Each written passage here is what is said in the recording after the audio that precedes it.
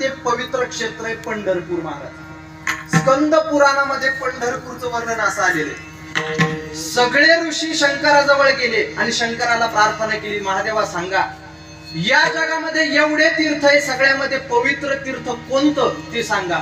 त्यावर शंकरांनी उत्तर दिलं, नामदेव महाराजांनी लिहिलं. महाराज म्हणतात, ऐसे शंकर सांगे ऋषी जवळी, शंकर सांगे ऋषी जवळी, शंकर सांगे ऋषी जवळे, शंकर सांगे ऋषी जवळे. सकलही तीर्थे माध्यान्ह काळे, सकलही तीर्थे माध्यान्ह काळे, सकलही तीर्थे माध्यान्ह काळे.